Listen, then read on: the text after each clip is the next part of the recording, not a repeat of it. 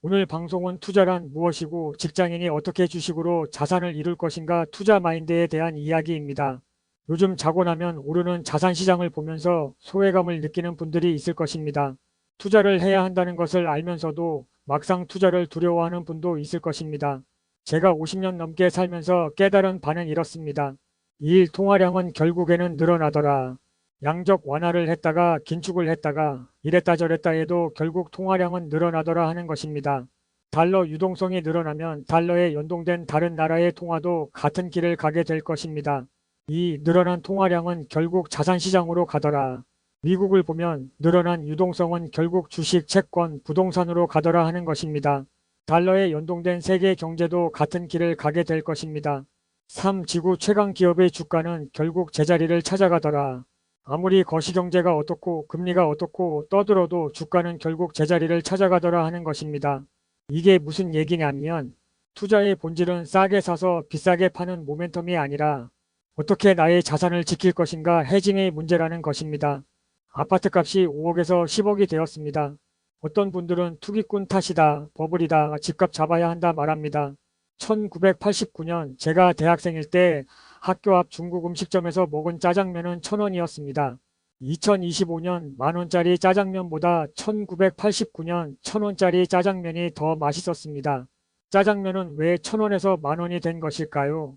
늘어난 통화량이 인건비, 임대료, 재료비에 반영되고 그것이 최종 가격에 전가된 것입니다. 짜장면이 1,000원에서 만원이 되었다고 해서 버블이다, 짜장면값 잡아야 한다고 하는 사람은 없습니다. 인플레이션의 본질은 유동성이 나온 화폐 가치의 추락이고 가격 상승은 결과일 뿐입니다. 우리가 투자를 해야 하는 이유는 바로 인플레이션 해징, 즉 자산을 지키기 위해서입니다. 그렇다면 극심한 변동성을 보이는 주식시장에 어떻게 진입해야 할까요? 주가가 너무 올랐다, 부동산이 너무 올랐다, 이제 투자하면 안 된다 하는 분도 있습니다. 이 논리는 후세 사람들은 투자할 수 없다는 말과 같습니다. 통화량은 계속 늘어나고 늘어난 통화량은 결국 자산으로 가는 것이 지금까지 자본주의 역사가 보여준 흐름입니다. 이 흐름이 바뀔 가능성은 제가 판단하기엔 거의 없어 보입니다. 세계 모든 지도자들이 우리가 인류의 미래를 위해 이래서는 안 되겠다. 동시에 각성하고 단일 대우를 형성하지 않는 이상 통화량이 줄어들 가능성은 저는 낮다고 봅니다. 우리는 화폐 가치의 추락을 해징하기 위해 우리의 자산을 지키기 위해 수량이 한정된 우량 자산을 선점해야 하는 것입니다. 문제는 아무리 투자가 당위성을 갖는다 해도 투자가 말처럼 쉬운 게 아니라는 점입니다. 모든 자산은 일직선으로 오르는 게 아니라 롤러코스터 같은 변동성을 보이기 때문입니다. 저축을 하고 목돈을 만든 다음 투자할 것인가, 저축과 투자를 병행할 것인가, 이것도 많은 사람들이 고민하는 문제입니다.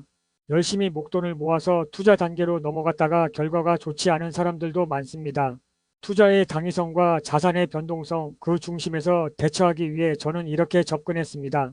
투자의 첫 단추는 종목 선정입니다.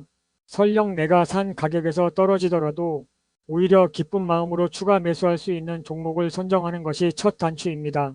저는 많은 책을 읽고 공부한 끝에 반도체가 시대 흐름의 중심에 설 것으로 보았습니다.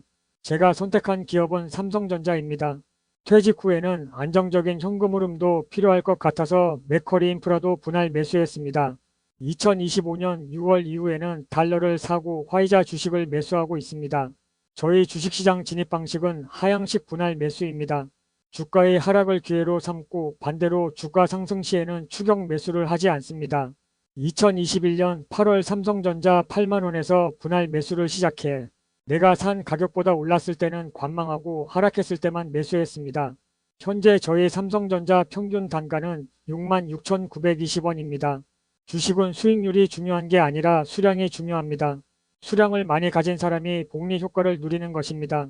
지금은 사람들이 주식을 언제 팔아야 하나 고민할 것입니다. 유명한 투자자, 유튜버, 전문가들이 자주 하는 말이 있습니다. 주식과 사랑에 빠지지 마라. 하지만 저는 이렇게 말하고 싶습니다. 주식과 사랑에 빠져라. 아주 열렬하게. 종목을 선택할 때는 충분히 공부하고 확신이 있는 주식을 선택하세요. 그리고 내가 선택한 주식은 열렬하게 사랑하세요. 그래야 주식을 오래 보유할 수 있습니다. 그래야 비관론자들의 전망, 언론의 과장된 보도, 유튜버들의 가십성 보도에 흔들리지 않고 내 주식을 지킬 수 있습니다. 너무 많은 정보는 오히려 투자에 방해가 된다는 것이 제 경험입니다. 그렇다면 주식은 언제 파는가? 기업의 펀더멘털이 무너질 조짐이 보일 때, 기업이 시대 흐름의 전면에 서지 못하고 뒤처질 조짐이 보일 때, 더 강력한 경쟁자가 나타나 시장을 평정할 때입니다. 주식을 샀다 팔았다 하는 모멘텀 투자로 접근하지 마세요. 인플레이션 해징을 위한 가치 저장 수단으로 생각하면서 수량을 모아가는 것을 권해드립니다. 자본주의가 망하지 않는 한 시간의 힘을 빌어 복리 효과를 누리게 될 것입니다. 오늘 방송은 종목 추천 방송이 아니며 저의 경험과 투자 마인드에 대한 방송입니다. 투자 판단은 각자 신중하게 하시기 바랍니다. 오늘 방송이 도움이 되셨다면 자유어람TV 구독 버튼 한번 눌러주시면 저에게 큰 힘이 됩니다.